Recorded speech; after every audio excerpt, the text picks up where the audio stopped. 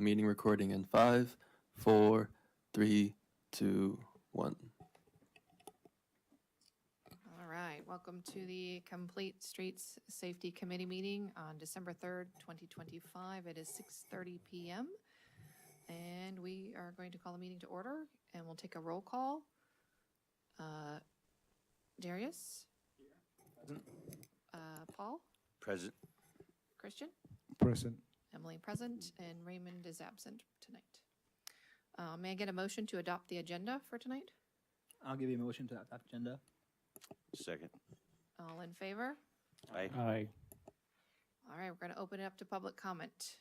Anybody online? I know we have Chris here, but anybody online? No one online, so if you want to, Chris, if you have anything, you can come up. Okay. So no emails received, and no one in the Zoom waiting room. Okay. May I get a motion to approve the minutes from November 5th, 2025, unless there's any comments to edit? I'll make a motion to approve the minutes. Second? I'll second. Thank you. All in favor? Aye. Aye. Okay, old business. A discussion of the proposed Visitation Avenue survey improvements. I believe, Tomas, that's the stuff that we sent to this council, July-ish? Yeah, so I'll give a quick background refresher for everybody.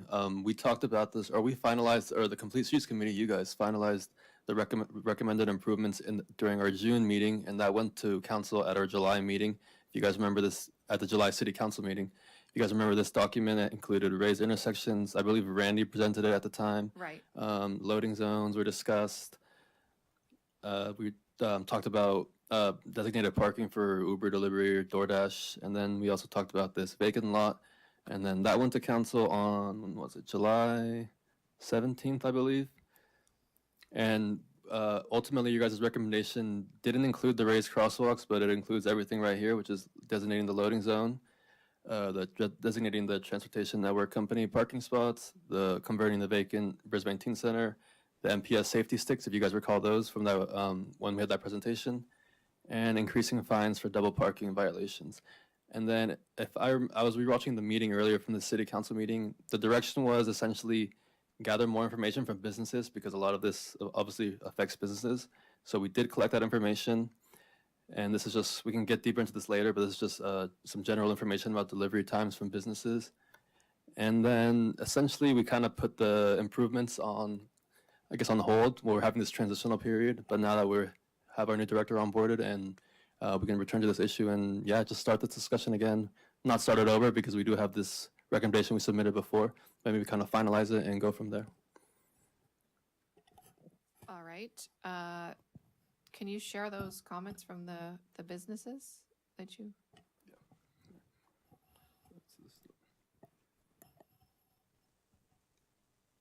Yeah, so it's pretty good feedback, because, of course, what we wanted to avoid was a situation where the deliveries vary, but it seems that that's only the case for one delivery. So this is the information that was compiled, and if we still feel that, delivery drivers blocking the roadway is a priority to address, then this would help us do so. Was there any other feedback from council or from, I guess, the community about any of the other particular points, like the cameras or the painting, other than the loading zones? I recall there being some support for the MPS safety sticks. I don't think anyone was completely against it. I think there were a couple members of the public that expressed some concerns, but I recall the council being generally supportive. The vacant teen center, I think everyone supports that one. It's really just a matter of cost. And I also think the loading zones were popular, and like I said, the parking spots for the delivery drivers were supported. So which of the suggested recommended things were, if they're not, which ones were not supported? At the time, you guys didn't support, I think it was just the raised crosswalks. I know we didn't, because we wanted more information on, because remember we had that mudslide, and we want to make sure that the raised sidewalks on Visitation weren't going to create water flow issues and whatnot. So that was the reason why we delayed on the raised sidewalks. I think they're great in general. I just want to make sure we aren't creating a different problem for something else. Yeah, no, that makes sense. I think drainage patterns are always a concern when you're talking about making some of those types of improvements. I think what I would say is for this exercise, we really wanted to bring it back to the committee as part of this kind of restart, not restarting as Tomas said, but to re-engage in this conversation about what to move forward on. If there's anything new that we want to talk about here, I know that we had some improvements that we've made on Old County, for example, that kind of plays into the same context, which we can talk about a little bit as well.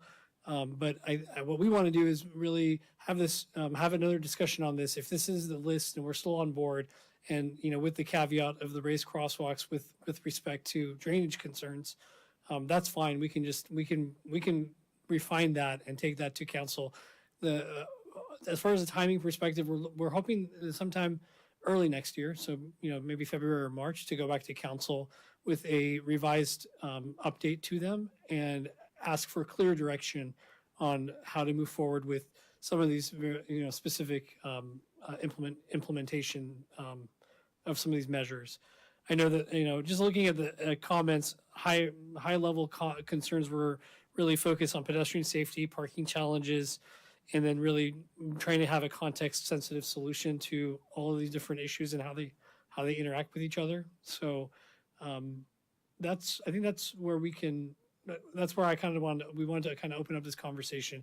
We don't really, other than the survey results, we don't have any new data that we're sharing with you tonight. It's really just to restart this, to reconnect with the committee on this topic and see if there's anything's changed since our last conversations, or if this is still the appropriate way to move forward. Okay. Paul? Thank you.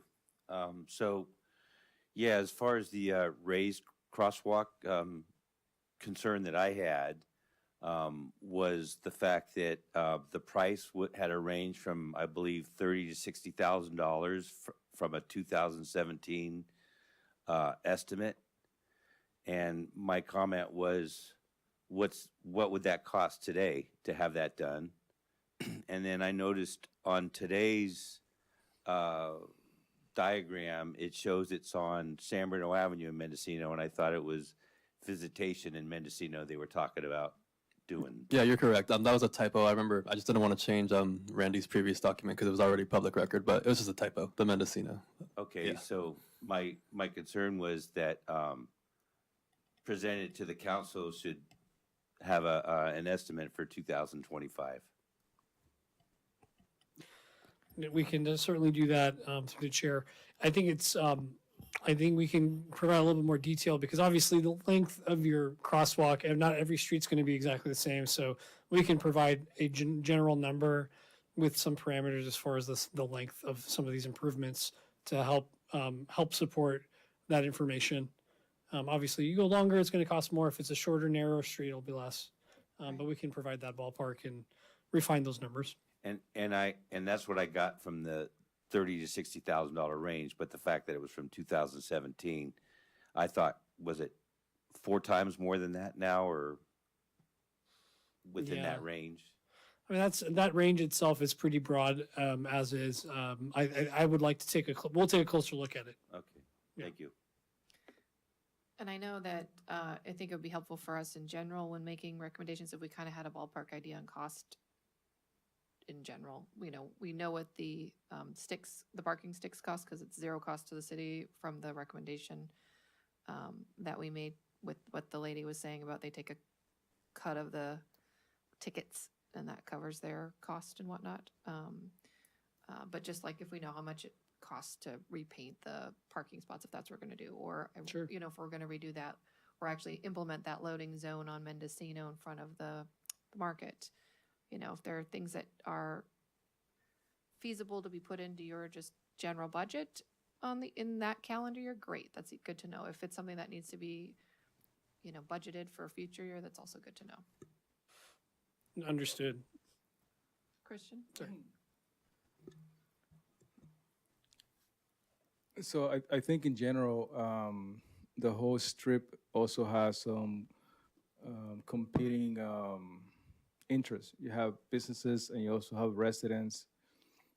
And in terms of how's that going to be managed, because I know there are other conversations going on because the businesses and visitations are very anemic. You know, they've been sort of like struggling for a long time, and the city's trying to come up with a plan to help them out.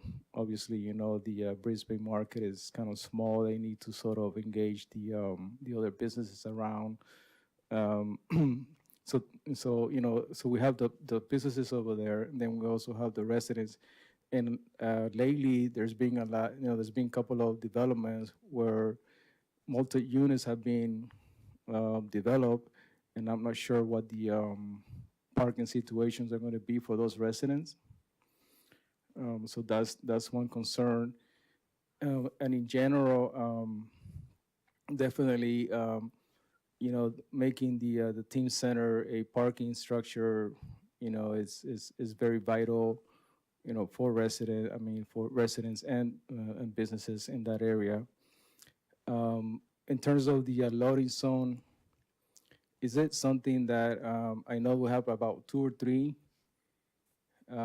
but in general, are we going to phase these out, or are we going to do we have a way of trying to? Are we going to rank them, or we're just talking in general about all of them?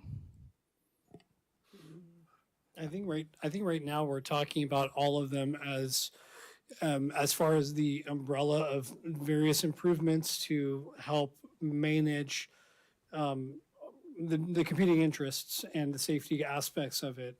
Obviously, when we start talking about the budget side, I think that's when that ranking would be important, because obviously we want to implement things, but if we need to appropriate budget for something, then that question is, how important is that versus some of the things that may be a little bit more cost effective and also supportive of our general efforts. So for us, I think it's a great question, and I think because that's where the reality comes in as far as how this transition finally happens. So I think that's a great question, and once we have a better number as far as what some of these things will cost, then we can start looking at, all right, where do we want to focus on first, and then what do we build in for the future budget cycle and plan for doing in the future cycle. So that I totally makes sense, and I think that we need to provide better numbers so that we can help inform you and the public as well as council. So note taken. So in terms of the data that we have, you know, we collected data from the businesses. I'm not sure if there was a formal survey where they're able, you know, where we ask questions and we could get informed based on those questions and what, you know, the businesses said. But we're also reaching out to the residents. Yeah, a while back, Caroline did compile a big spreadsheet with all these. This doesn't do it justice. There's like 100 of them, but the questions are: what are the most concerning traffic issues? If you're a business, what time do you get deliveries? Which we actually went back to businesses, so this question is not so relevant anymore. Do you have any other comments? So we do have about 100 or so responses here, and then we have those compiled, and there's a summary PDF of it somewhere in my tabs here,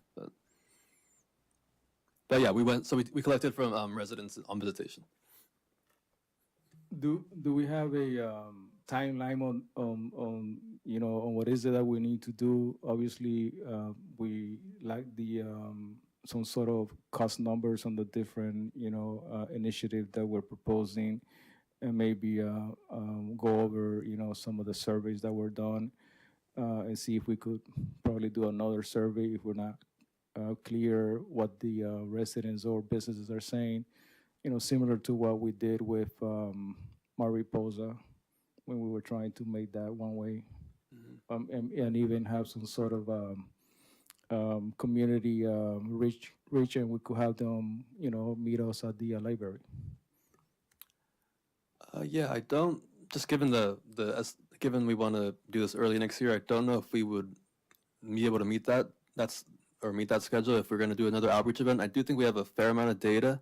I think really now it's just a matter on our end of, you know, getting the sense of, do you guys want to pursue these recommendations, you know, include Moz in this conversation, and then on our end, figure out the costs so that we can go to council and have a more refined recommendation where they're not saying, let's come back to this with more data. So that's kind of what I'm thinking. No, that's, I think timing is important, obviously, but we also want to do it right. So I maybe what I can offer is that we can come back with better numbers and provide the data that we've received in a format that everybody can review as far as the surveys to date. Because you haven't received that yet, obviously, and we haven't done the numbers. You do have you reviewed the surveys? The surveys from the community, yes, we got that back in, before June. That was part of what instructed our, Got it. our planning in June. But So- as far as the business one that Tomas said, I didn't see that till you just popped that up. Got it. So what we can do is come back next, our next meeting in January with more information from the businesses we've received to date. It's going to be hard to get feedback before January, but we can provide what we have and also provide more information on the costs for these improvements. And then we can refine that conversation. I feel that if it's better for us to go back to council with a well thought out proposal rather than trying to get it done quickly. So why don't we do that? We can come back in January with defined costs for what we've already talked about. Or restate, provide the data that we've received from the businesses directly with a nice summary. And then we can have a conversation of whether whether this group, the committee feels that we're ready to go to city council, or if we feel like there's more data that's missing. Because if you feel if Complete Streets believes that the data is missing, the council will feel the same way. So we don't want to go in front of council without being ready. So maybe we can approach it that way if that makes sense. Yes, the thank group. you, Mons. Darius? I think that sounds like a good plan. It would also be good to sort of have, I think, from the business side, sort of these TBD windows, kind of figured out for hours of enforcement recommendations, but otherwise that sounds good. I guess for the safety sticks as well, maybe if there is some next communication there or anything needed. Yeah, I think, we had the Midtown Markets owner was at our meeting, and so he was in full support of having that loading zone, taking those parking spots and then the entrance to his parking lot, marking that. Because it's only for a certain amount of hours during the day. And so the rest of it, that time is open to residents parking and whatnot. And I think that's pretty much all of the delivery network parking is also certain hours of the day too. Because, the businesses aren't open. Not all of them are open past a certain hour. So residents can still park there, just not during certain hours. So I think it's useful to have that business, what are their peak hours? When do they want to make sure, if we can, residents aren't parking on Visitation, so that way they can use those for those parking spots for their customers. And then I know there was a comment from a resident about the MPS sticks about the police department sharing license plates and driver information with ICE. So I trust our police department, and when Commander Garcia was here, I'm certain that they wouldn't just be randomly sharing information without a required warrant. But I think, just making sure that is noted so that the residents can rest assured that the city of Brisbane will only cooperate with law enforcement that are providing appropriate warrants. Yeah, I agree. It would be good because I do remember that was a concern of residents. I think a couple of residents expressed privacy concerns. So I think, it would be good to iterate that, that shouldn't be a concern. I mean, I think we can certainly incorporate that into the language, because even if the fee structure is different, where we're not providing, there's going to be some sort of a contract with this provider. So Right. a lot of times we should look into building that language into those agreements to really highlight that the data is not used for those purposes. Not used for any third-party purposes either, for that matter, I would Yeah. say. And I think that was part of our questions when the woman was here. I don't remember her name right now. But we asked a lot of questions of her, and I think she did make clear that the contract can be modified and to meet our own community's needs. So, okay, anyone else have any other questions or comments? Otherwise, I say we kind of bump this to January. And then, So I think, in addition to getting some numbers, can we get a ballpark numbers of parking spaces in the teen center? Just to see, it's kind of small. Yeah, we get a pretty good estimate probably. It's not too big of an area. So. Yeah. I do have a comment about that parking at the teen center. The comments were made about visitation difficult for handicap parking, and because it's on a slope. And to make a handicap parking like they did in front of the post office creates a, big cost and more space. And I'm wondering if we could dedicate a good portion of the parking at the teen center to be handicap accessible. I mean, if there's a ratio that could favor maybe those type of parking for people that have limited mobility. Because the comment was that we didn't have enough handicap parking in the visitation area. Right, and then the conversation with Randy and Karen was that just the slope of the street actually making an ADA accessible parking spot difficult because you had to flatten it out. And Right, yeah. it took up more space than a slanted space. So plus drainage issues, et cetera, et cetera. Noted. We'll definitely take a look at that in the context of the number of spaces and potential cost estimates.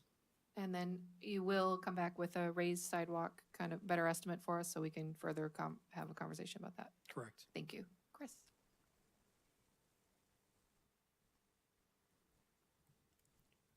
A couple of comments about the commercial responses, that spreadsheet that we saw there. I have a couple of additions. Mamma Mia, whatever they say, they have a personal vehicle parked in front at all times. That little VW taking up a parking spot.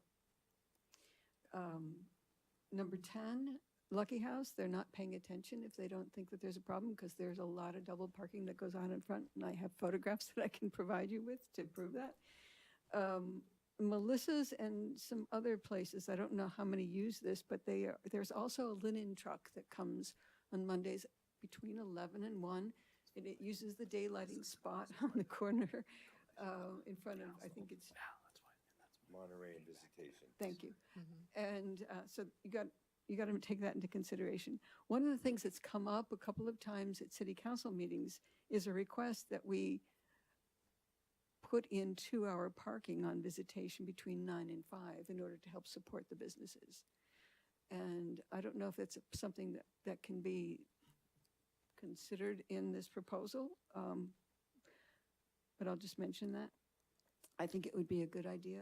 Anything to help our businesses thrive and encourage people to come on down for lunch and even coffee and such.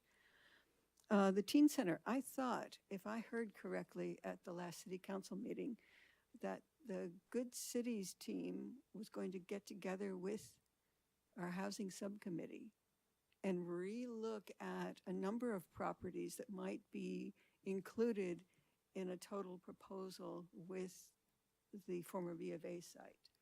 So that might impact the plan that we have. And Christian, your point about residents adding housing without adding parking, I'll just beat my public transit drum. I know that that's not something that we have a great deal of control over, but one thing that we do have control over, why don't I just bring the mic down instead of standing on my tippy toes,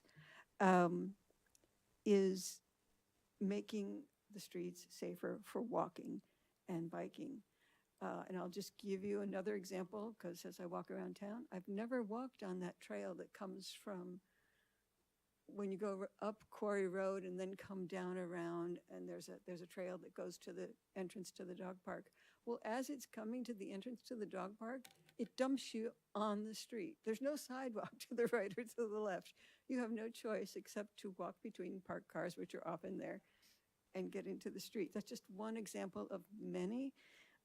We just need to make the place safer to walk so that people might, if they're able-bodied, choose that to get around. And how do I read access to the residents' comments?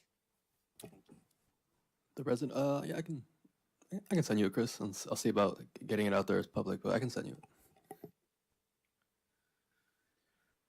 Paul? Yeah, you're right, Christine, about the teen center parking lot being looked at as if they ever came up with a plan to incorporate some of the adjacent properties that, so I'm sure that the plan, if we proposed a parking lot for the teen center, could come back and say, well, that could maybe be something that we put on the back burner while we're looking at a possibility of coming up with a contiguous piece of land that's in that area for those purposes. Anyone else? In on that note, I know that when we had the the team of the Baylands project, they talked about this new concept of parking spaces that they could be versatile. They could be used for businesses, but also accessible for the public. So I was just wondering if the Crocker Park has some, has some areas that we could look into and see if we could, bring that concept to that area. Because we're gonna need parking, and then to Chris's point in terms of making not be so concentrated on parking and vehicle driven measurements, but bike and walking. We do have the loop, and then somehow we could probably get a lot of those businesses to make use of it and walk to the restaurants that we have in Visitation, or even bike.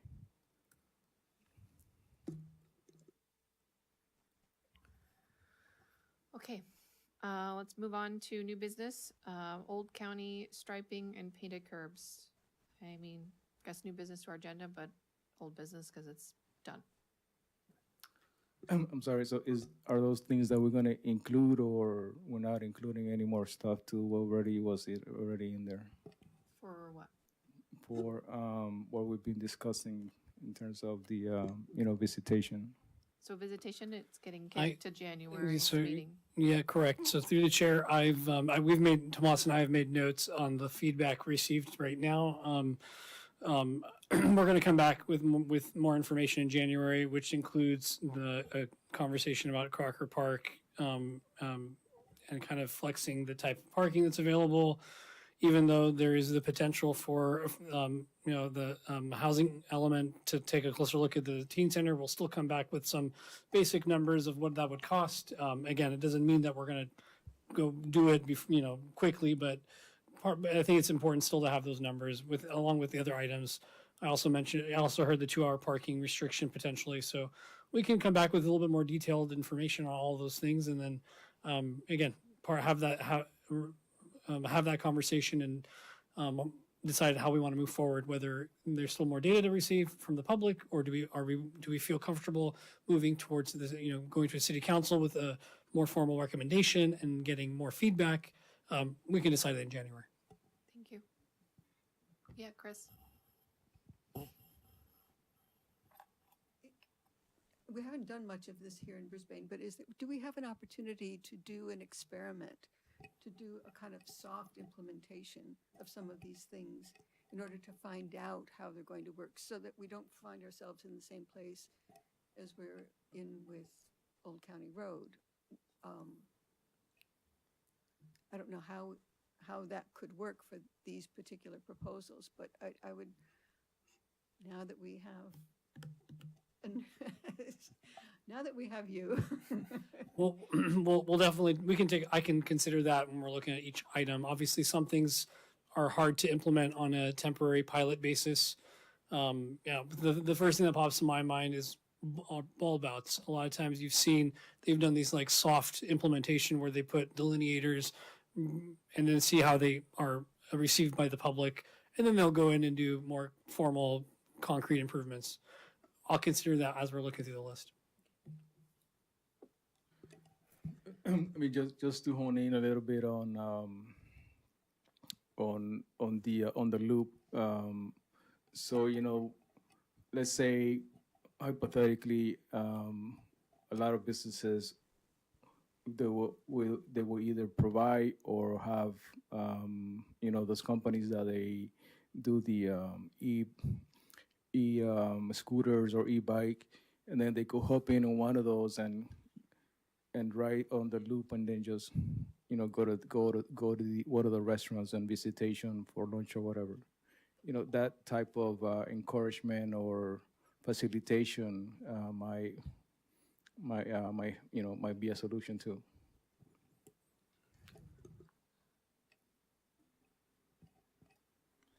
But it sounds like ultimately this recommendation, we just need to give you guys more information, but it's relatively unchanged. Is that correct? All right. Old County Road striping and painted curbs.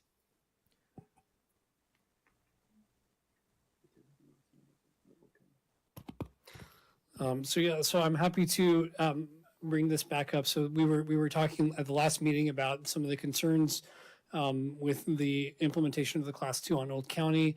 A lot of it was focused around the commercial loading unloading zone next to the village. I walked it today, and we spent a little bit of time mulling over different options and alternatives. What we are considering and wanted to have this conversation is there is definitely there. Does it meet does the Class 2 as designed meet the intent of the design standards? Yes. Are there potential concerns and issues with the implementation? I think we can all agree yes as well. So what I'm considering doing is relatively low cost and can be really and generally quickly addressed. One piece of it is signage. I think we can add some additional signage to, especially in that critical location, to highlight that there's a Class 2 bike lane. Given that this is this roadway had been relatively unchanged for a long time, so now here we are with some new improvements, and there's people that are just not comfortable with it yet.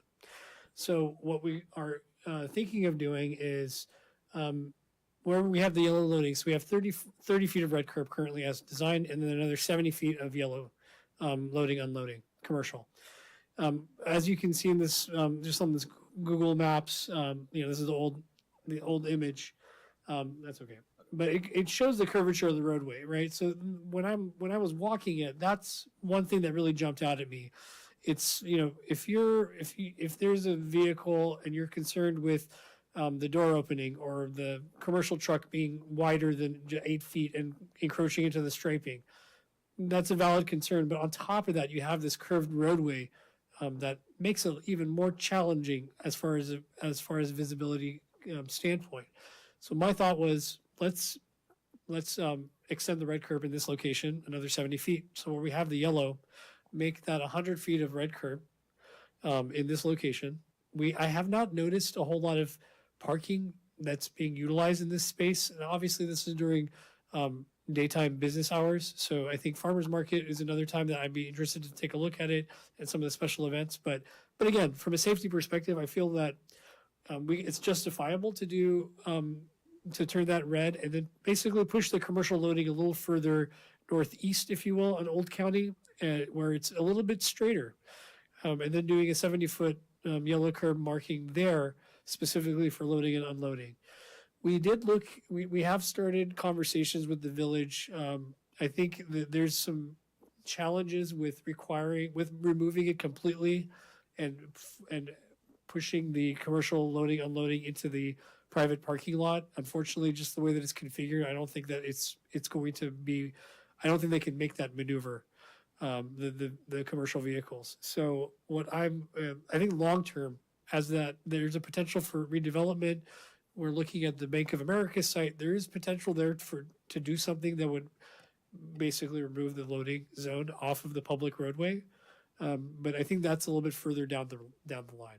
So right now, what I was thinking as far as a quick short-term solution to the issues that we're seeing is extending the red curb, having 100-foot so that we're getting the loading, unloading out of that curved section of the roadway, addressing the loading and unloading a little bit further out beyond that in a more straight section of Old County. And then that way we can see how that works long-term in the short term. Again, this was a slurry project. We're gonna, slurries of roads, especially that are used significantly by commercial vehicles. You're looking at 3 to 5 years of redoing it. So when we come back to do another slurry on Old County, we will certainly look at the striping again and see, because once we slurry it, we can reconfigure it however we want. So my recommendation would be to move forward with this solution. Hopefully, it puts folks in a better visibility corridor, if you will, for bikes. And then ultimately we could revisit the striping overall and make other modifications as as part of a future project.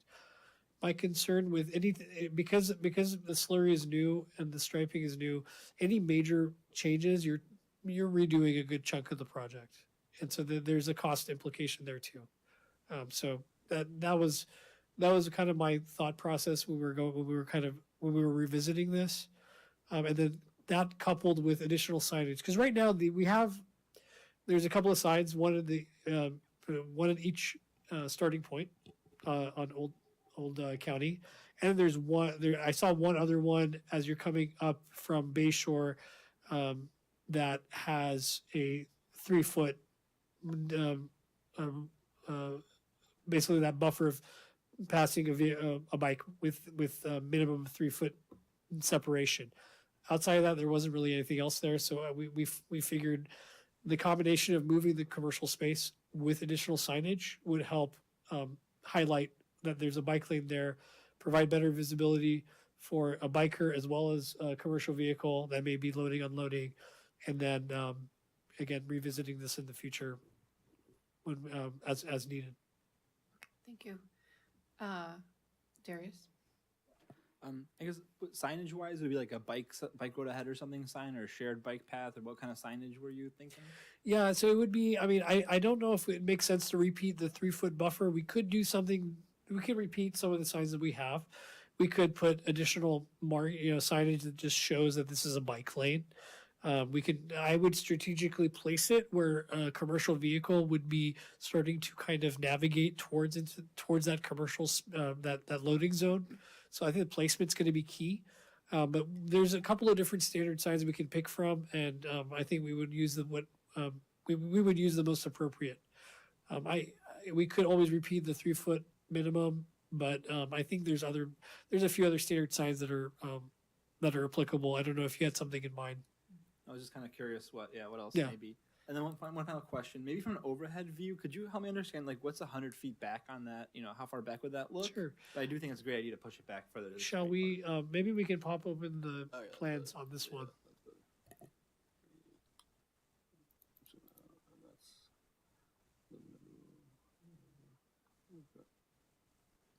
Yeah. So this is a good. So this is the from the design set. So you can see where that high visibility crosswalk is, and that's 30 foot of red curb paint.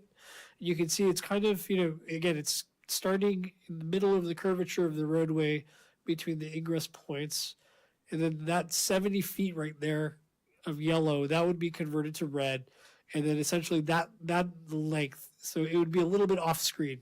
Would be the loading zone. It would start right where that current yellow is, and it would go a little bit off screen to the northeast. Great, thank you. I know it's a little bit of a longer distance for the truck drivers, but I mean, a lot of them are using pallet jacks, so it's 70 feet it's for safety purpose. I feel like it's not a huge factor for that operation. Paul? I'm just curious about in that lane or in the parking strip there, is there a limit to how far they could travel down a strip like that in the street to get to the driveway from where they unload? I mean, is there any? I mean, generally you don't want to put it too far away, because the longer they have to traverse, the longer it's going to take, the longer they're going to be there, right? I just meant from a roadway standard. Is there Oh, I got you. a limit to, like they say, you can't be any further than 100 feet from the driveway or anything? I'll double check. Not that I can recall in my time and experience. I think when you're talking about site visibility and safety, that will usually override other things. But I don't recall ever seeing anything that talks about it. But we'll take a closer look at the vehicle code. I don't believe I've ever come across a minimum distance requirement. When you walked the area and you were in your conversations with the owner of the village, I'm not sure, looking at this picture here, how is there any way for them to repurpose that little parking lot they have, kind of on the other side of where the painted is, can they use that to pull in the trucks to unload their stuff so they're actually in the parking lot? Or is it too short? Or would they need a different, It would be, egress? I think looking at the turning templates, it would require quite a bit of redesign of the parking lot. And I think, are we talking about, we're not talking about the B of A site, we're talking No, about. no, I'm talking about yeah. up here by where the red and the yellow are already on the curb. So on the street on Old County where the red paint and the yellow paint already is. Correct. Just on the other side of those trees is their parking lot by Round Pot. Yep, right there. I got you. Yeah, no, so the problem is you generally for these vehicles, it's hard for them to back out. Right. So is there enough space that we could request and maybe in a partnership allow them to add an additional egress exit so they don't have to back out? They can just drive right out on the other side of that. I can take a close look, but it's really tight. I don't know if geometrically it would work. We can take a close look at it, but when I was walking it, I mean, it's, I think about 7 stalls wide. So it's a really short spot. So what happens is they have to come in on the ingress, on the ingress point, make a quick left, and then they would have to, make another quick left to go out. It's just looking at it, it seemed really tight, but I can take a closer look at that.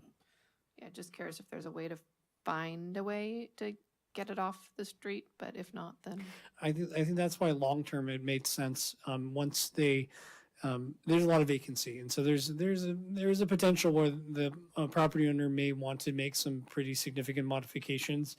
One of the first requests I would have is to reconfigure the parking lot. I feel that there's a lot of there's ways that they can provide better circulation. That's not and provide that loading zone internally where it doesn't have to be. I feel like even for the businesses, I think they would prefer to have it, and the delivery drivers, they would prefer to be in the lot too if they could traverse it. right. So what I've seen happen at in areas like this, they've restricted tractor trailers from deliveries and bobtails only, and a bobtail could navigate this parking lot for deliveries. So I'm not sure if there's a way of communicating to say, hey, we could have bobtails deliver and then we wouldn't have this parking issue with semi-tractor trailers. That's an interesting. That's a good point. I feel like in my experience, when you have a new project, you can put conditions of approval that would help regulate issues, certain issues like this. I think it's a little bit harder when it's an existing use and you're implementing new restrictions. But I can take a closer look. I agree. I think if we could remove it from the public space, I would love to remove the commercial zone completely off of Old County, if we could.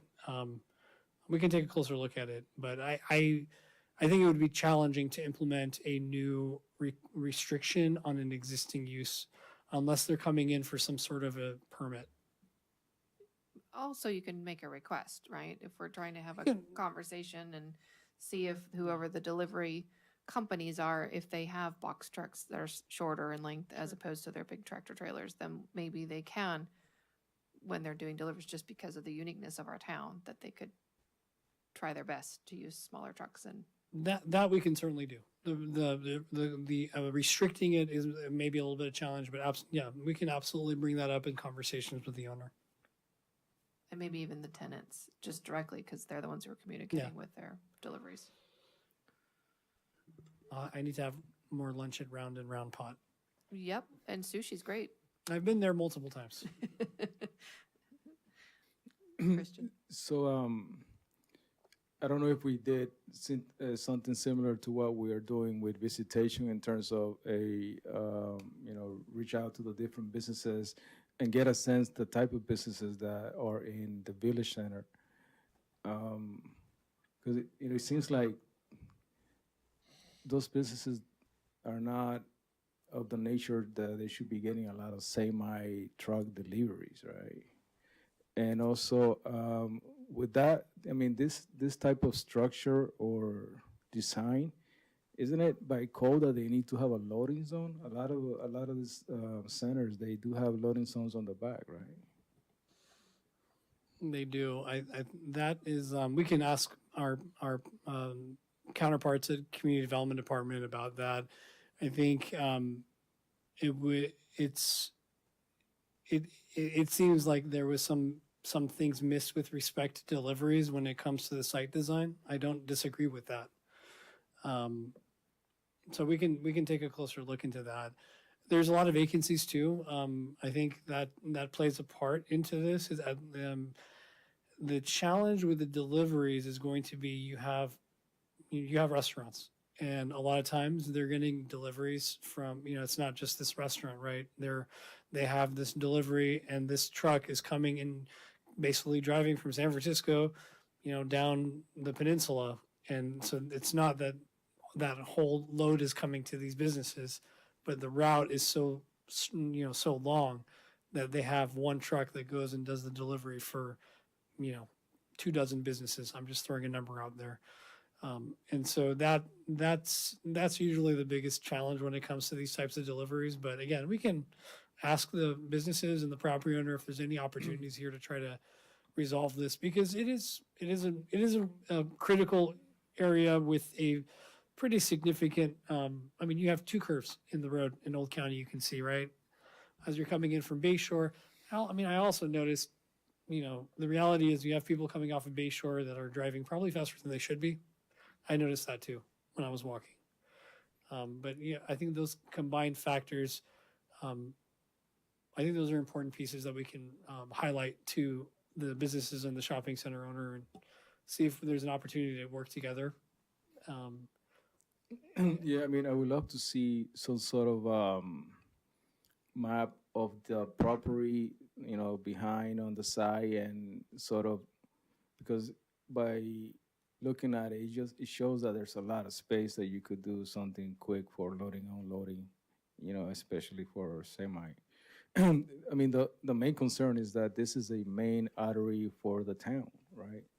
And we're trying to, be safe, encourage bicycling. Then you have a community park. It's just a lot of stuff going on there. Agreed. So that's what makes it, complicated in terms of, enabling this type of loading zone there. Yeah, and I agree with you, Christian. I just don't know who owns the empty lot behind the village. I don't think it's the village people. They're not the village people, but the people who own the village that own that vacant lot back there. If I may, that was a teachers association, and now Prolicious owns it. And that's something that the city's talking about with the B of A site and the village and that empty lot, trying to maybe come up with a plan to where something could be done on all those properties. I mean, it's just speculation and talk, but that's who owns that property. It's never been accessible by the village shopping center. But maybe now it could be something where if Prologis wants to do something on the property, we require that it's loading area accessible to the village. Yeah, no, I think those are those are all things that are on the table as far as options for when some of these developments move forward. But again, the timing is what's critical. It's going to be hard to implement it without without something moving forward. So that's why we were looking at trying to resolve the existing situation in Old County with this new project in a way that is addressing some of the concerns, with the idea that long term, I think we all agree, getting the commercial loading onto the private property is the ideal solution. Yeah. No, I like the suggestion of adding that red to 100 and then adding another 70 of commercial loading after that. So, and the signs. I think that's a great short-term fix for right now, which hopefully will create more visibility for bicyclists and the commercial loaders. And if in your future lunches at Round, you have a conversation with them about, trucks, and if you have a future conversation with the owner about maybe if that space there is more accessible for shorter box trucks, maybe converting that. Yeah. Like not short term, but like midterm. Chris?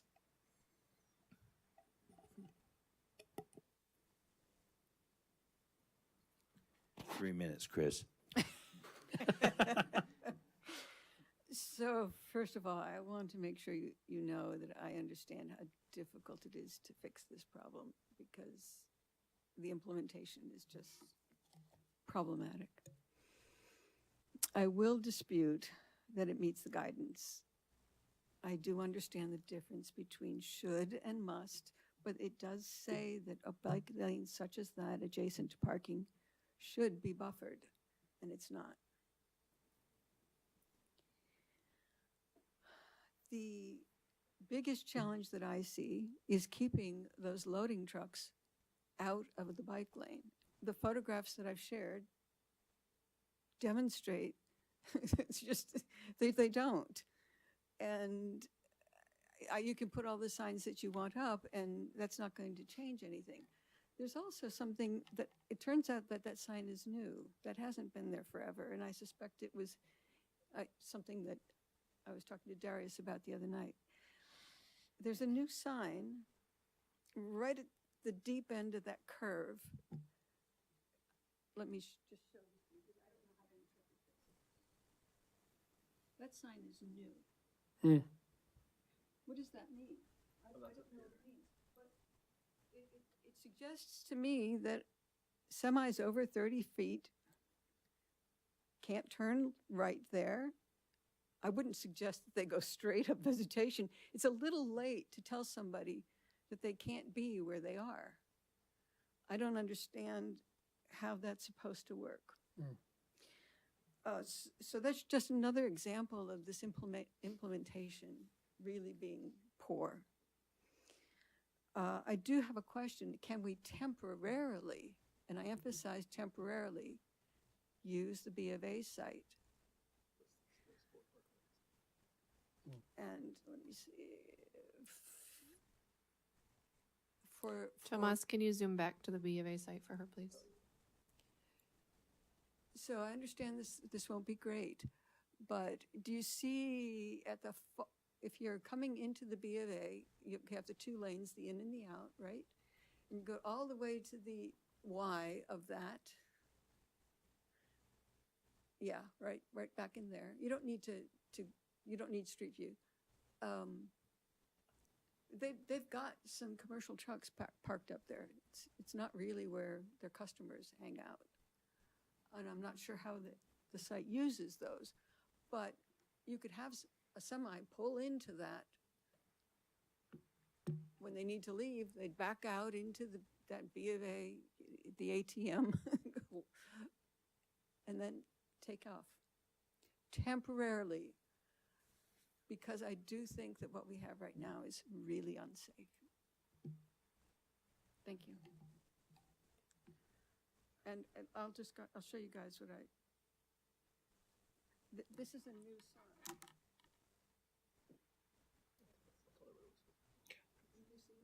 Where is it located at? At the curve? It's right Just at that before the deep end skate of the park. curve. Okay.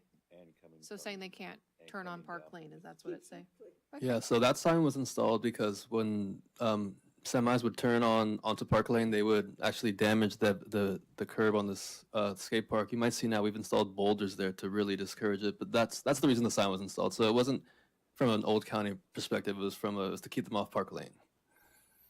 Okay, well, it isn't in the old street view. That's why I'm saying it's Okay. relatively new. Yeah, maybe this year. Yeah. So if they're not turning on Park Lane, the semis are then going up up Visitation and out San Bruno? I mean, They up make a and over the U-turn hill? at the intersection near the hardware store. They make a big tractor trailer makes a U-turn at the 5 Points? Mhm. Is that what they do, Tomas? I Tomas? can't speak. I've never seen them do the U-turn. I've only seen them attempt to make the turn onto Park Lane, and actually, it was police got involved because they actually got their trailer jammed there. So I don't know how they actually navigate it, but the intent was to keep them off Park Lane. And I assume if they're not doing a U-turn, they're using San Bruno. Right. So what I have seen, being on Mendocino is I think they take their tractor trailers up to Mendocino, turn left on Mendocino because it's the widest. And I've seen plenty of Coca-Cola and delivery trucks fly down our street and then turn left on San Bruno and go back down and out Old County. So I've never seen them That's do, also how they do it. but I know I've seen plenty of very long tractor trailers. Great. Or can we take the there's a cement divider in the street on Park Lane. Is that something that is there for vehicular safety? Is that something that could be removed to make it more, I mean, having a tractor trailer exit on Park Lane and then turn towards City Hall and out that way makes sense. That's still commercial area. But I see what you're saying, that they would get stuck, the trailer would get stuck because they're trying to avoid that center median on Park Lane. Is that something that needs to stay there?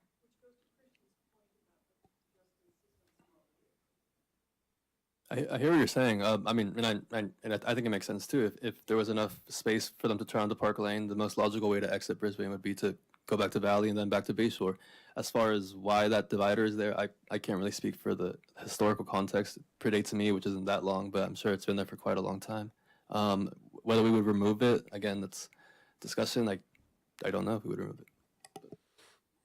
I think we can certainly take a closer look at the circulation patterns and see.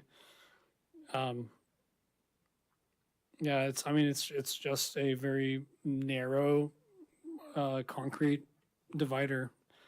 Obviously splitting the two different directions of travel, but I don't know how much of what function it's really serving other than splitting up that space. And then you also obviously have a very narrow through lane that's going into Park. So yeah. Yeah, we can keep that in mind as far as the future improvement. So, the committee before my time, they spent a lot of time and they did a great job developing safe route for kids, to go to Lippman and BAS. Maybe it's time to do some my truck safe route or something.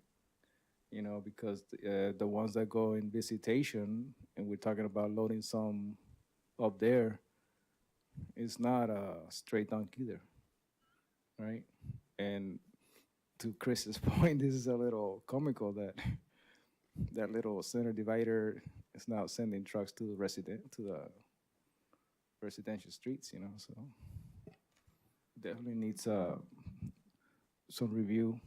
Right. I will say the main reason, I guess you can quote unquote, sent them away from Park Lane was because the skate park right here, we had multiple incidents where the trailer couldn't make the turn and essentially just destroyed the fence or this edge that was right here. And so we've actually put up boulders now and are trying to prohibit trucks. But I just want to say that's why we don't want cars going on Park Lane, not because we want to send them to the residents. Right, and I am all in favor of keeping kids and adults who use the skate park and the basketball court safe. I'm just wondering if maybe there can be a review and potential future revision of that corner and that intersection, just to try and keep commercial in the commercial area and out of the residential area, but also at the same time making, it safer for bicyclists and pedestrians. And if I may, to that point, it's like, as you come down Park Lane to Old County, is it necessary to have a left turn lane there?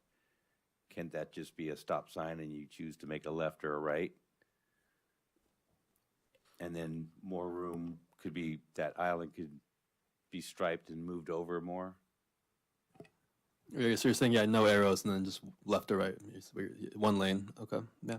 Essentially, I think what he's saying is one lane on each side, which would widen the westbound on Park Lane, which would again make it easier for commercial trucks, so even short box trucks as opposed to the larger tractor trailers, easier for them to make that right turn as well off of Park Lane onto the street right here in front of the City Hall.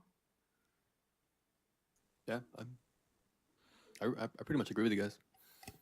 Chris?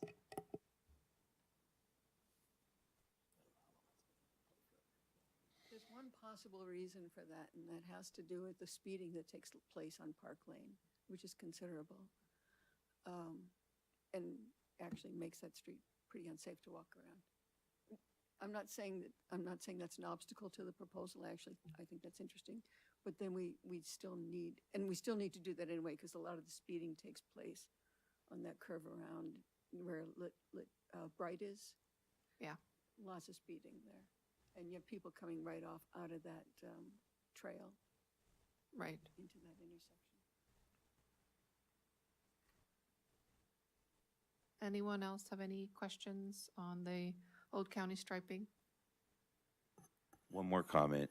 That red zone coming from San Bruno Avenue to the skate park crosswalk has been a big help.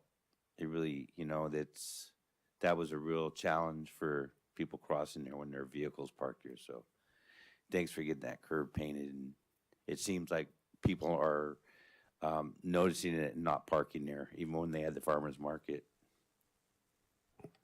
That's great to hear. Yeah, don't live in town, so I don't really see the effect, but on a daily basis, but that's great. Well, the red paint's quite red, so you do see it as Yeah, it's opposed to what we fresh, had yeah. before, so it does help a lot. All right, anyone else have any questions or comment on the Old County? So in terms of, the same, are we going to review, just their route all the way to Midtown, so to speak? Especially with the new loading zones that we're recommending, so we might not get ourselves in conflict as the conflict that we have now. I think we need to take a closer look at the different routes for deliveries, take a closer, get a better understanding of the size of deliveries for some of these different businesses up Visitation, and then we can take a better approach on making the modifications to try to reduce truck traffic on residential streets. Yeah, it'll take a little bit of time for us to study that in a little bit closer detail. But we can still come back in January with more pricing for loading and unloading in front of the businesses are still happening, regardless of the commercial routes. But yeah, point taken. I think from what I'm hearing, I think a better understanding of the truck routes are necessary. And it's not that we have to go. There's different data platforms that we can actually get that data from that shows truck trips and in aggregate that, and so we can get an idea of the pattern overall. So we can look at trying to figure that out sooner than that. But in the same time, I think for the visitation item that the old business, I think we'll still come back with the numbers for the improvements. But I kind of see that truck route as a separate task, but Yeah. point taken. I think, yeah, the truck safety routes, I think have a maybe more in-depth conversation about that, maybe March, April, May, somewhere, give you some time to do some conversations with the businesses and then come back to us. Yeah, and then of course, just because we're going to meet with our liaisons, get their thoughts. And then for the county striping, just to sum that up, are you looking to us to kind of approve the additional signs and striping, or are you just telling us and we're like, hey, thumbs up, go for it? I think, from my perspective, if if it was a very resounding no, then I would want to know that. But it sounds like this committee's on board with at least giving this a chance while we look at the other alternatives as well. Obviously, like I said, staff is in agreement that we would like to remove this loading, unloading from this area completely. That is a bigger issue. I think it's still a larger conversation with respect to buffered bike lanes. I know we're not resolving that concern, but I think from what I'm hearing, we're going to move forward with some of those moderate striping modifications and signs and additional signs, and then we'll continue to take a closer look at the Class 2 configuration here, and as well as the loading, unloading beyond that. Should you consider using the B of A parking area? Just evaluate it a little bit before totally, pulling the trigger on the resigning or restriping? I can do that. I can talk to our community development team and the folks that are working on that to see if that's something that's feasible. Obviously, our city manager needs to be on board with that as well. So, yeah, happy to bring that up to see if that's an option. If it seems like it's going to take longer than a quick yes or no, then what I would do is move forward on the striping. Well, again, those conversations can keep happening. I just don't want to wait too long. So Yeah. if we can get an intermediate approval to do something temporary right now, we can do that and not have to deal with the restriping. But if I'm not getting any direction, or if there's a lot of things that are still kind of up in the air, then what I would do is I would move forward on the restriping before that. I don't, and honestly, I don't even know if we would be able to get them scheduled to come out to do it. Even if like we said tomorrow, yes, we're going to do it. I don't know if we're going to get them scheduled to come out before the holiday break, anyways. So, I can probably give a quick update in the January meeting on where we landed. Great. And just 2 cents on the temporary Bank of America. We park over there all the time to go to sushi. So the 2 lanes, they're not very wide. Like even the shrubs coming over from the village whack our car on the way out. So there's going to have to be a little more than a yes or a no, I'm going to guess, because you're going to have to take out that center divide for the trucks to be able to get in and out of there. And the commercial trucks in the back are shorter box trucks. They're not the big, long tractor trailers. Right. So if Chris is suggesting is big, long tractor trailers, they're not going to be able to get there. You'd have to take the ATM coverage out and take down the bullards and remove the chains. So I think there's going to be more to that than just, yep, they can go in, they can easily, I don't think there'll be an easy back in and out, but ask. Okay.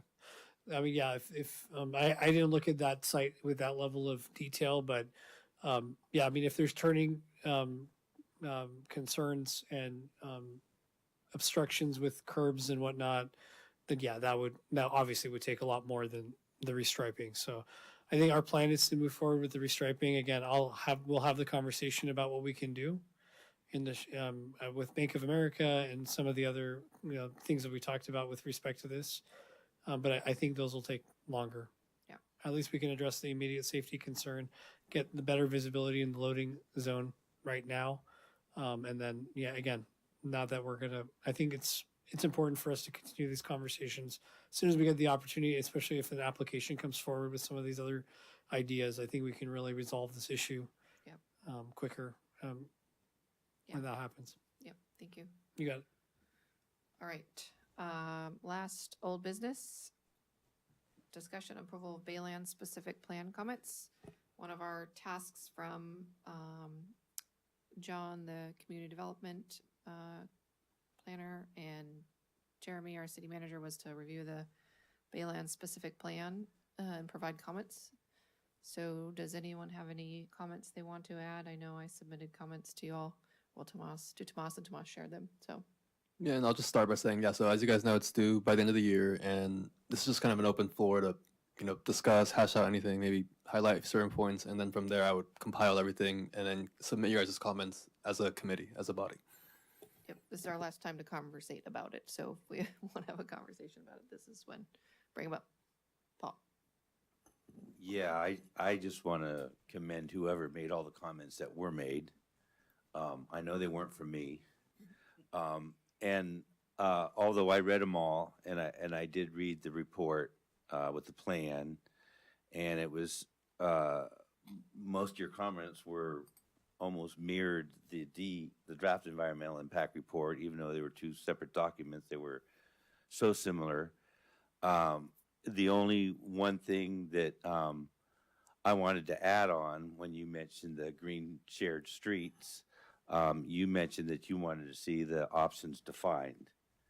And I didn't think the green shared streets were a practical idea because it was just such a short street, and then it transitioned into a regular street with a shared, not a shared roadway, but a bicycle lane and the 1 lane going each direction. So I thought had it been like a contiguous shared street with the options to have a raised vertical separation.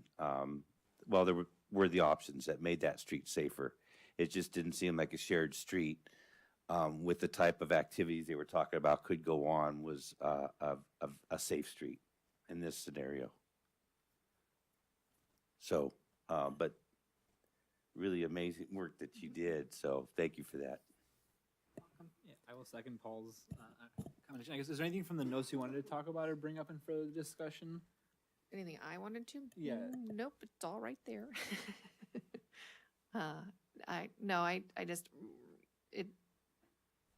I think it's important. I didn't realize how much work it would be, but I think it's important if you have time still before the end of the year to read through at least, I would say, the circulation section, and then the implementation section. There's a lot in there.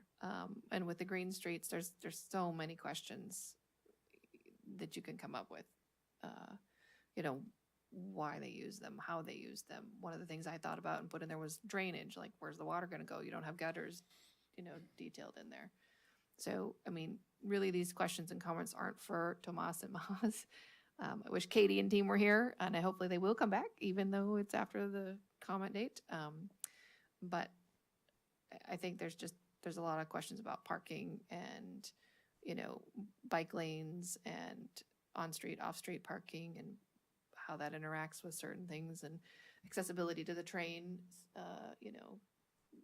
use of the space underneath the new Geneva overpass bridge they're going to create. Is that just going to be dead space? Well, that's going to invite people to come and use it for maybe not so great uses. So there's just a lot of different things in there. Paul? Could I have one more thing? So I was a little surprised that, and you alluded to that, Emily, when I made the comment about the plan that we had for Bayshore going from 4 lanes to 2, 1 lane in each direction, and making that a slower, calmer, all the positive affirmations that you could add to a safe roadway. And I know it's not part of the Baylands development. It wasn't shown anywhere any indication as to what Bayshore is going to look like, but it did show what Geneva is going to look like, including their transit and everything. So I wasn't sure how there was this disconnect as to what was being shown and talked about, but why Bayshore wasn't included. So I can answer that. Katie said in the last meeting, and maybe even Stephanie, that that's outside of their development property, so they don't have to touch it.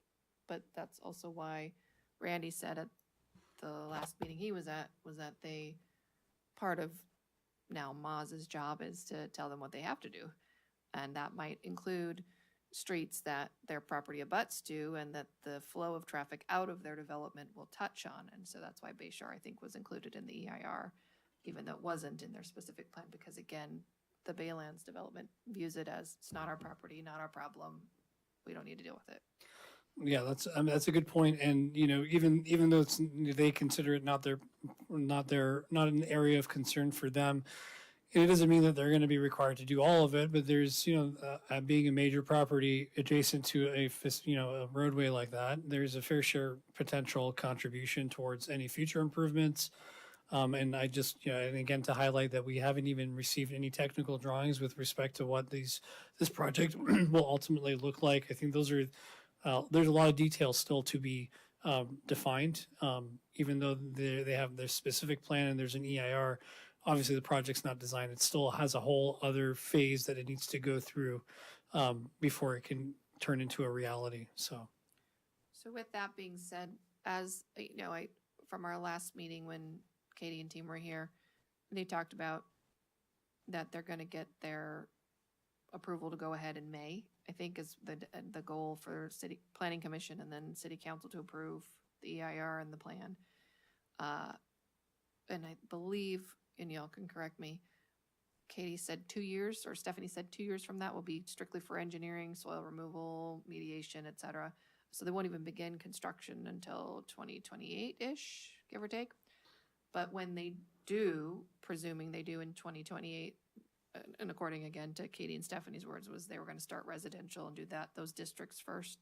Again, districts according to their plan. Will we have any input at that point, or is our job done now after this is passed off to the planning commission? And I think there's that's a good question. I think there's elements as the design gets refined because again, there's a lot of concepts, but there isn't a lot of detailed designs currently, right? So as those designs get formulated, I think there's still opportunities for conversations with respect to the oversight of Complete Street Subcommittee. They still need other administrative approvals as well. Having an EIR doesn't have, you don't have all your permits in hand.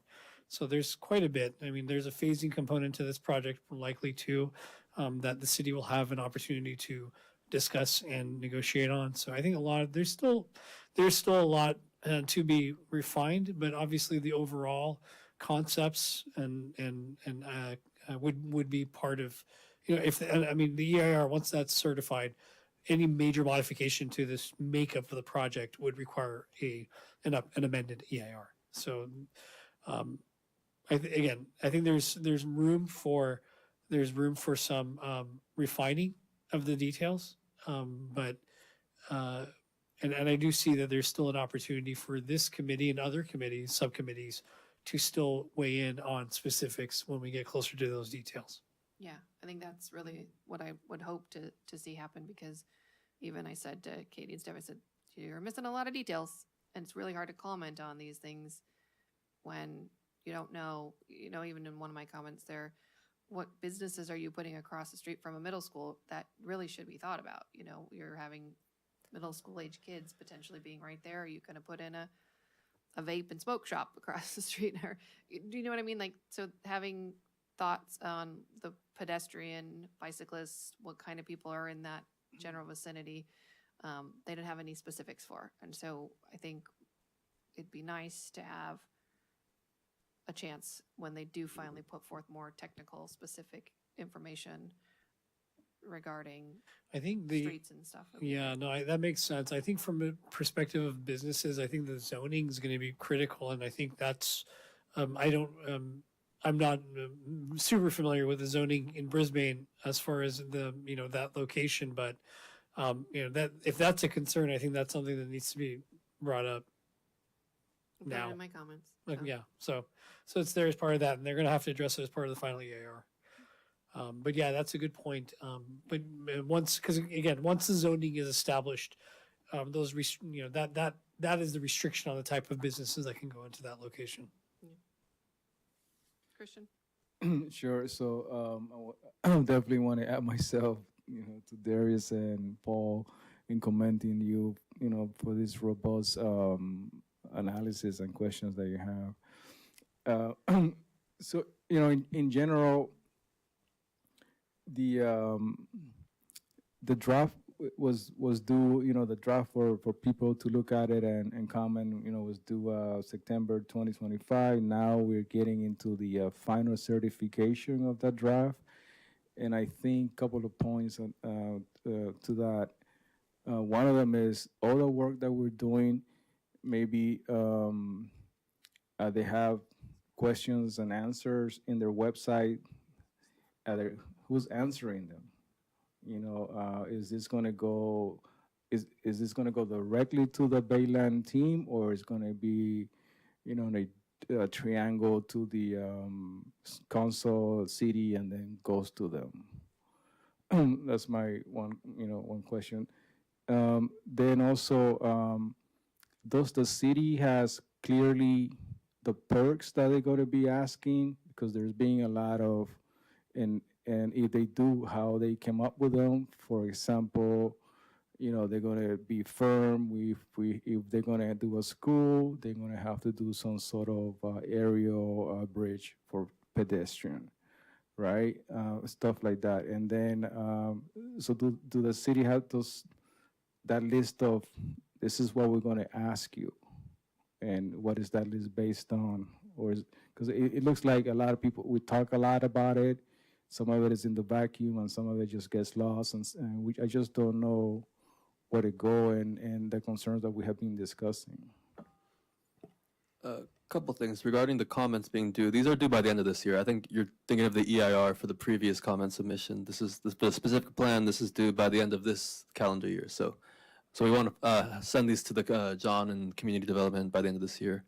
Regarding who gets these comments, yeah, it's the developer, it's the consultants. They review the comments. They have to address every single one, if I remember correctly from how Karen explained it to me.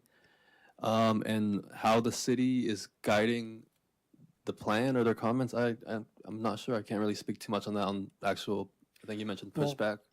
Well, I'll mention that the way that the city is, the fact that this is coming to the different subcommittees for comments, that's, one major way of getting that feedback from this group and others is to incorporate those comments provided to the community development department, which then, and then again, this all goes to the developer and their team. They have to respond to every single one of these comments formally.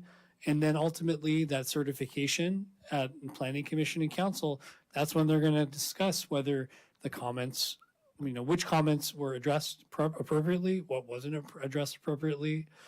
Is there going to be follow-up conversations? Are they ready to certify it? Those are all still questions up there. It's not a slam dunk that any of this is, that this is, here are the comments. Okay, we got it done, move forward. There's still a lot of conversation to be had when this goes before the Planning Commission and ultimately City Council. So according to the key phases, right, the final certification is supposed to happen in June 2026. But also what I would say to the process in general, it's taking a long time, right? This is like 20 years. If you look at other cities like South San Francisco, they erect, residential buildings and commercial buildings left and right. And here we have, now we also have the Quarry project, but it just seems like it goes into this mold that there's always some sort of question. But so we need to be diligent, I guess, from in general, if we want this project to move forward. I hope I'm remembering this correctly, but I think part of the reason it's taken so long is because there used to be a railroad going through the Baylands development site, and there was significant concerns about environmental impacts and pretty thorough environmental studies needed. I think is one reason why it's taken so long. But I mean, I could just wanted to add that note. Yeah, and if I may also add, every community is different, right? South City is a much larger organization with higher population and a different makeup. A project like this for a community like Brisbane, you're doubling the city. So I think that context is important. I understand Committee Member Cabrera where you're coming from, and I absolutely it's taking a long time. I think the development team would not argue that it's taking a long time. But again, every project and every community is a little bit different. So this is a large scale for Brisbane, as large as it's going to get. So, but yeah, I think the development team is very interested to move this forward, and I think with these comments we've received so far from Complete Streets and other subcommittees and other individuals as well, are going to help shape the final response, and that timeline is established there. Hopefully, it moves forward that way, and it ultimately will depend on what questions came up, what the public generally feels, and our Planning Commission and Council where they land on it as far as the responses to those comments. To that point, Maz, can you clarify when they have to respond? So these comments are due to John by the 12/31. Let's just say John gives them to the developer on 1/1. How long does a developer have to respond to the comments? That's a good question. Generally, they're going to want to respond relatively quickly. It depends on the volume. I think they're going to get a lot of comments, obviously. So it's going to take them probably 30 to 60 days to. You don't want to go too fast because you want them. We want them to provide good responses. And going through all these comments will take a little bit of time. I anticipate 30 to 60 days. If it takes too long, then some of the studies become stale and it becomes challenging in other ways. So from a development team's perspective, they're going to want to respond to these things as quickly as possible, but they also want to give it the amount of time necessary to respond thoughtfully. Will those responses to comments be public? Can we see them when they happen? Those generally would be publicly posted. Yes, that would all be public responses. That's part of the environmental process that they all, they have to respond, not just in closed session. It's a response back to the public. This is a public process. Absolutely. Paul? So, I know it was kind of all over the place, and I was kind of under the impression that we were supposed to focus on circulation part of it, but there's so many things involved in the circulation. But I was delving into it, and one thing that seems to be overlooked to some degree is the fact that the pipeline for Kinder Morgan, which we all know comes from Richmond and runs along the north edge of the lagoon. Over the years, I know that 40 years ago there was a failure, and there's been one other failure in that pipeline, and I didn't see any. They didn't say that, hey, we're going to make sure that Kinder Morgan comes in and takes care of that pipeline through there before we do any work in the Baylands. So that's one of the comments that I'm going to make, but I just wanted to see if that's kind of like, because I think the roadway is going to be somewhere near where that pipeline's at when they do the new development in there. So, Are you asking to add a comment that Kinder Morgan repipe? well, Or- yeah, I mean it's failed. It's that pipeline. It's one pipeline that brings all the different fuels in, as you know, and then gets pumped down to the airport for jet fuel and other, diesel and other things. But yeah, my concern is that I don't know why that pipeline hasn't been mentioned. I believe it was. I made a comment about it leaching, and their specific plan does make a comment about not touching it and not disturbing it Right. and so But it doesn't say anything about. not replacing it. Right. No. Thank you. Yeah, can take those comments, compile them, and yeah. So once we ultimately finalize once the other members get their comments together, I'll share that list with you guys. You guys can auto review it, the comments as a whole body. So, share this. And yeah, if this committee wants to add a comment about verifying the integrity of the existing Kinder Morgan pipe, we can certainly incorporate that into this comment list. Sorry, committee member. Yeah, definitely. And my question would be: does the city knows the route of those pipelines? Do we have a clear understanding what they go by, and how deep and all that? I haven't personally seen them myself, but I can certainly check in with staff. I think we do have a good understanding of where they are based on, records. Some of the utility records, some of them, especially things like this, can be security concerns with public sharing of it. But it doesn't mean that we don't have access to it. So but I have not come across it yet, but we can take a closer look at that. I certainly would want to know where they are in relation to some of the proposed improvements, obviously, as we get closer into the design stage. Yeah, I mean, you would guess that if they're going to make such a huge investment, they want to make sure that it's not going to be jeopardized by some pipe or something. And I think I would also state that I mean, again, I don't have the exact context. I don't have the exact language, but having that pipeline is in an easement, right? It's not just some pipeline just hanging out there. So Kinder Morgan is going to have a say on what happens around that pipeline too.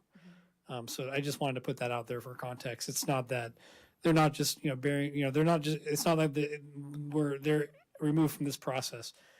They have a right to comment on this too. They have rights to those easements, and so I just wanted to put that out there that it's not just being done blindly without their input. Right. And I'm still not clear on their plan. Who owns the land that Kinder Morgan is on, and who owns the land that Golden State Lumber Zone, because when they updated the specific plan, it now, their whole gray area of the map covers all of those properties now. So did they buy up those properties? I believe so. So now Baylands Correct. Development owns those, I and believe- Kinder Morgan is a tenant, and Golden State Lumber is a tenant, and Recology is a tenant, and so forth. I believe you are correct. Okay. Yeah, and I mean, as a side note, they did increase like 100 and something percent the lease to the Golden Lumber. Oh, they did? Yeah, so not sure why, but Because they want them out. yeah. Darius? No? Okay. Anyone else? Chris? Nope. Nope. All right. So I think next steps on this are just gonna get, I want to say comments to Tomas by December 23rd, so it's before the holiday. Yeah, I don't know if you guys, I was looking at my calendar while we guys were talking over here. So yeah, I think December 23rd is a good date. As you mentioned, there's a lot going on, holidays and the short week next week as well with New Year's in the middle of the week. So Yeah. December 23rd, I can send a reminder, but yeah, you guys send that to me, and maybe even before then, just so you're not reviewing during the holidays, but that's up to you. But I mean, once I have everything compiled, I'll distribute to all the members. Yeah, the sooner the better, obviously. But again, I think we have a really nice, robust list already. Thank you, Chairperson, and Vice Chair. We can incorporate the comment with respect to the integrity of the Kinder Morgan pipeline. Anything else? Yeah, please feel free to let us know.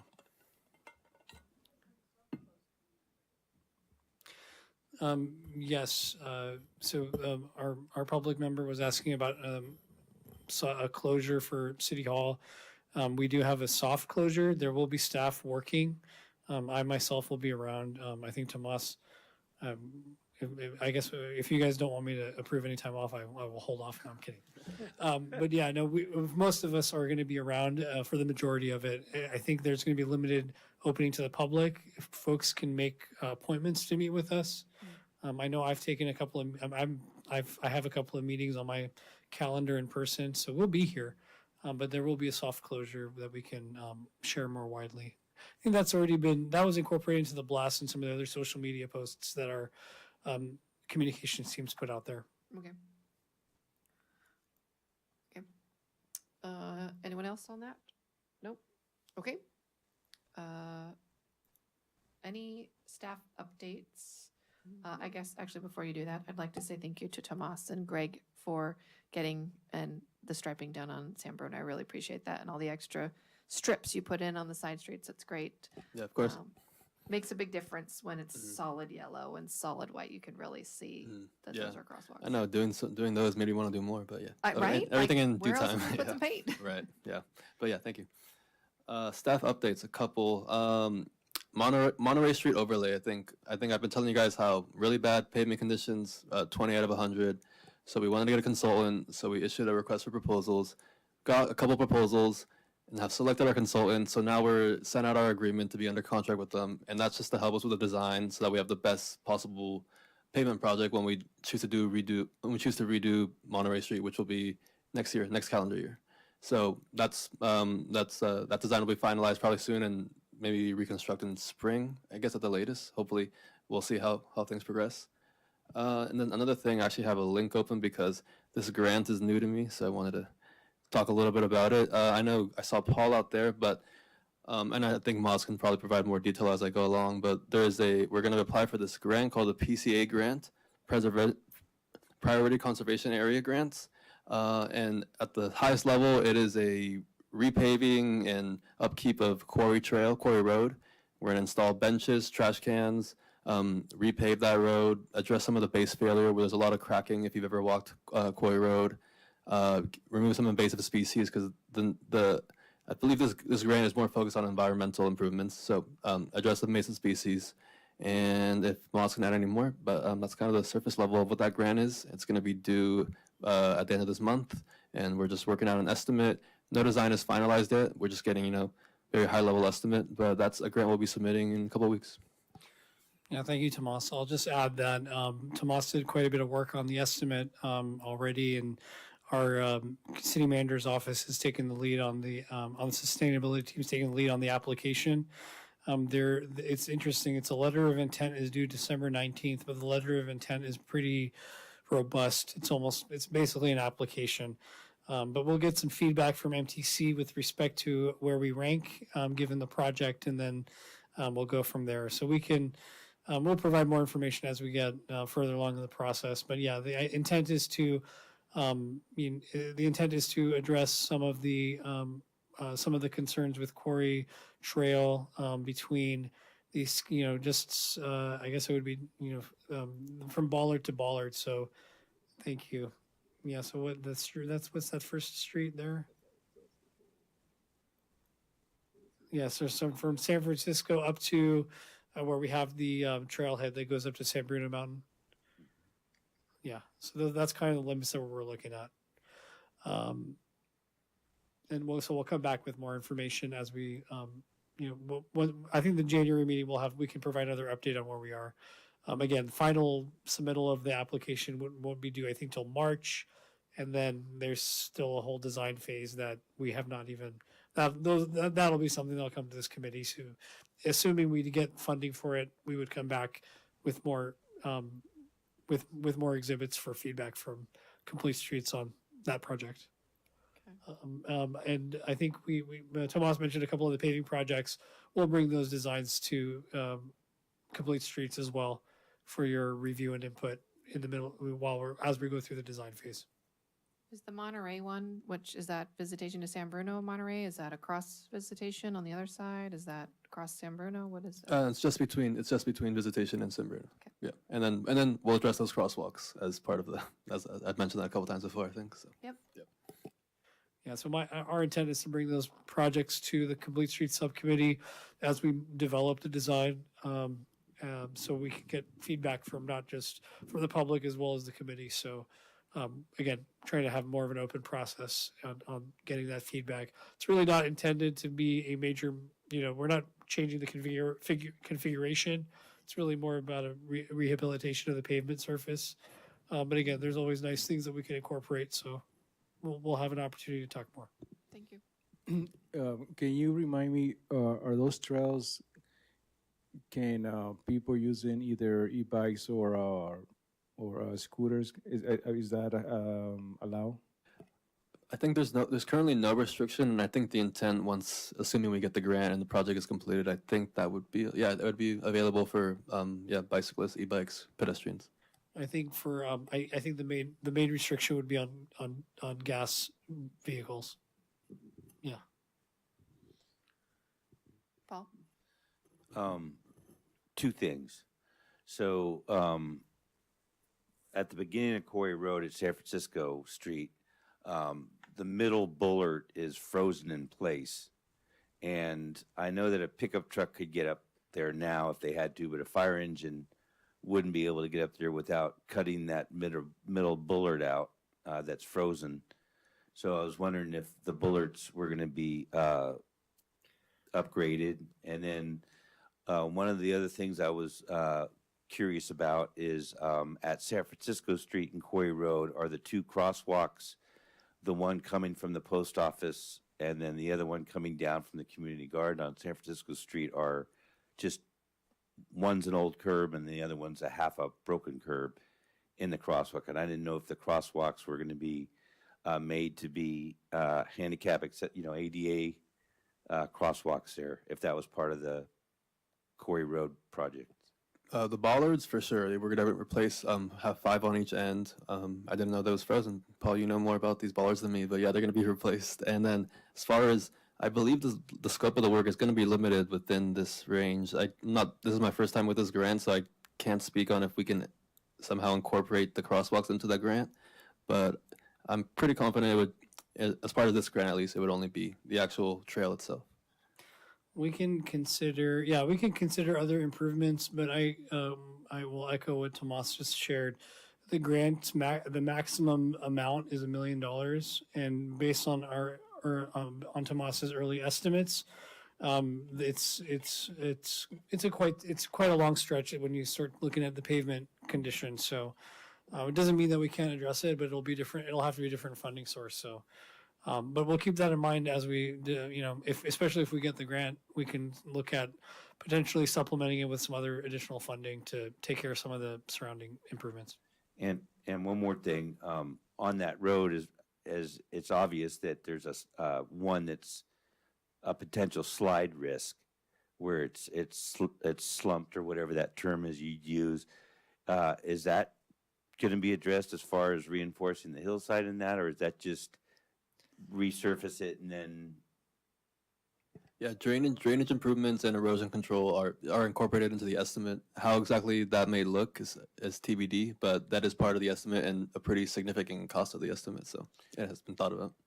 So I was just talking about the one area in particular where the road has slumped, like half the road has dropped considerably. Yeah, on the downhill side. We were talking. I mean, yeah, we were even internally talking about the width of the trail specifically because obviously when this was originally built, it was for a different purpose, and so now the question is, it's nice to have a wide Class 1 facility such as Quarry Trail, but there could be, if it's going to cost us a lot to redo the hillside, there might be an opportunity here to to trim it up a little bit. It's still a pretty significantly wide section over there. But yeah, if we can keep away from the edge of the top of the bank of that hillside and kind of, pull it back a little bit and still have a pretty wide section. Those were some of the concepts we were throwing out there. If we're looking at doing some sort of like a retaining wall element, obviously that would be a pretty significant cost. So as we were very conservative on our estimate. We wanted to make sure that we didn't go into this application and underestimate the improvements. But yeah, we will take a closer look. I think we all shared that same concern when we walked it. It was pretty significant, and we want to take a closer look at that. If we were awarded, we're talking, we'd probably get some geotechnical out there too. Thank you. Just an observation, and I guess this to loop back the idea that to have businesses use the trail so they could access the restaurant. So how difficult would it be, just looking at the trail here to give the business some access? Some of the areas are very steep. It would be really challenging to get access over there. I think the other challenging component would be, the commingling of a Class 1 facility with vehicular traffic. If you're talking about bike ped access, that's totally different. But if we're talking about vehicles or commercial vehicles, I think that's a different conversation. No, I'm sorry. Just to clarify, so you see the trail, right? And then you see the businesses over there, just some sort of pedestrian or bicycle or scooter access that they will connect them to the trail, and then they could just get on it and Got it. Okay, I understand. Yeah, we can look into that. That'd be a little bit again, because the cap of this particular grant is so tight, it would be challenging. I know that the school has an access point a little bit further up, Quarry Trail. There it is, right there. So we will work with the school district to see if they want to incorporate any improvements, but it would be challenging for us. I think we were looking at within our right of way of addressing everything we can, and hopefully there's an opportunity to work with the school district to kind of clean that up. When we do our, assuming we get the grant, if we do, I think outreach would be one component of it. And if anybody would be if any of the businesses would be interested, we would certainly be open to coordinating some of that work. It would be challenging for us to incorporate the improvements on the city's budget, but I think the coordination at minimum is noted. And again, we'll go through the application process. If we get awarded, then we can talk more about outreach and what the actual project, shape the actual project from there. Great. Tomas, any other staff updates? Okay.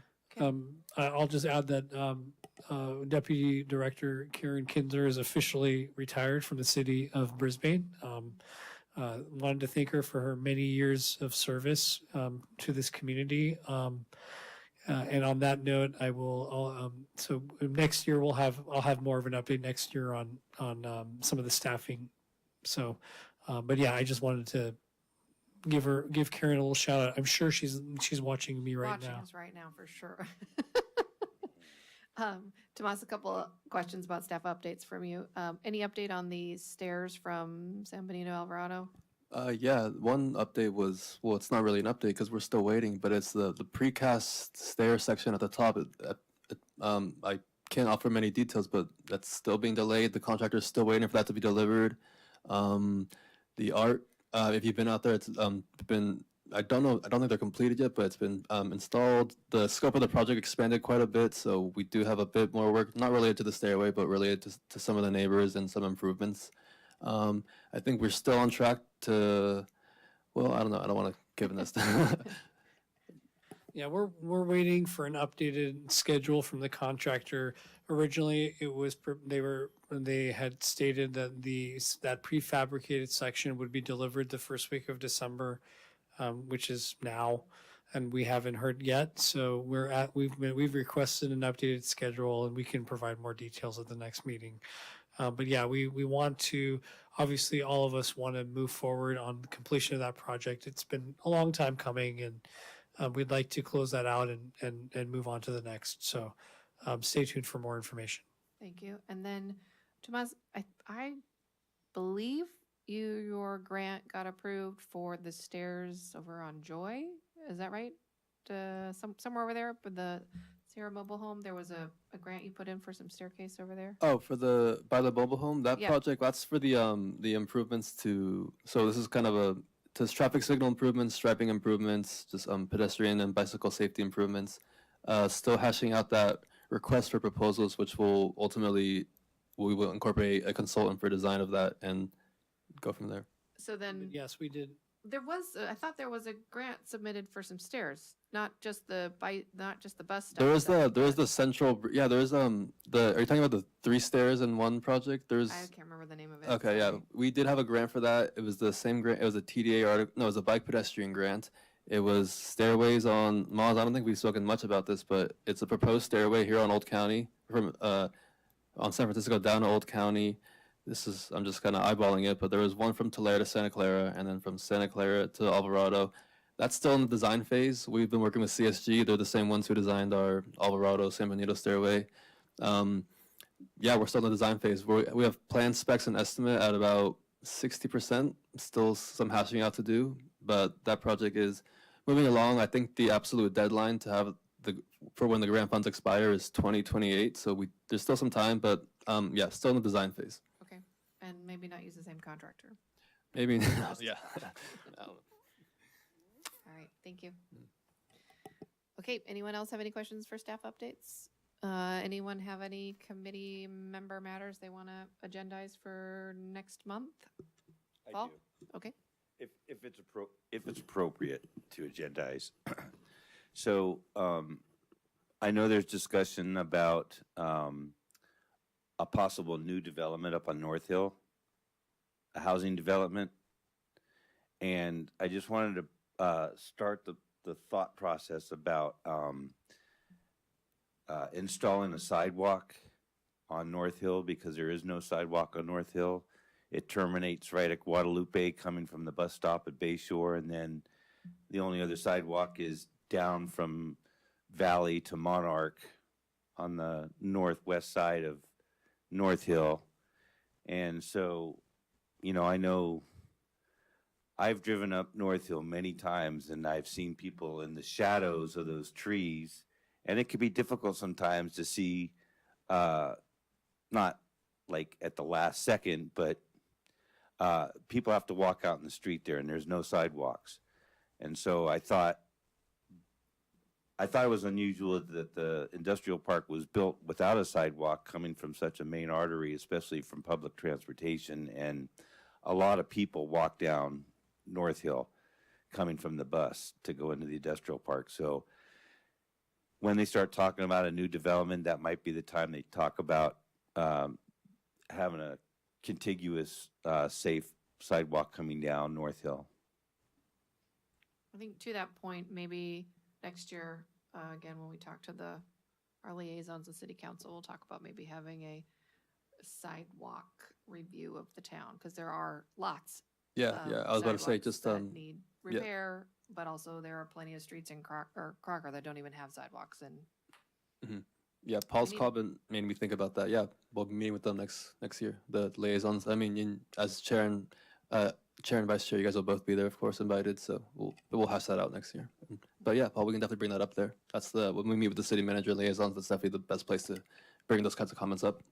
And I know it's rare that we have torrential rain here, but that really makes it dangerous when it's raining heavy because the amount of water that goes down that. I mean, the only place it seems appropriate to put the sidewalk would be on the business side of North Hill coming down because that's where you have enough width, it seems, to be able to do that as opposed to the uphill side on North Hill. But when it's raining heavy, people really walk way out in the street because there's so much water going down the gutter. They can't walk where they normally walk in. So that's all. Thank you. Okay, yeah, noted. And I think what Emily said is good about kind of framing it as like addressing sidewalks is kind of the kind of verbiage we go for on a work plan. So yeah, but that's a good suggestion. Thank you. okay. So, committee member update. Just wanted to maybe Darius. It's going to be leaving us, and maybe he wants to say something. But I just wanted to say that he's been a terrific member to work with, and we will miss him. Thank you. Yeah, I will be joining the planning commission, I guess, as of the new year. So this was my last meeting with the Complete Streets. It's been wonderful. 4 years, great term. Really appreciated working with all of you and looking forward to continuing working with you in another capacity. So thank you. Thank you Thank you. for serving the community. And it's my understanding that the recruitment for Complete Streets is going to open again. Is that correct? Okay, yeah. So we'll be looking for new members. Great. All right. Then I think our next meeting is January 7th. Because it's a second Wednesday, because the first Wednesday is the Yeah, right. Yeah, here it is. Yeah. So, around, yeah. Yeah.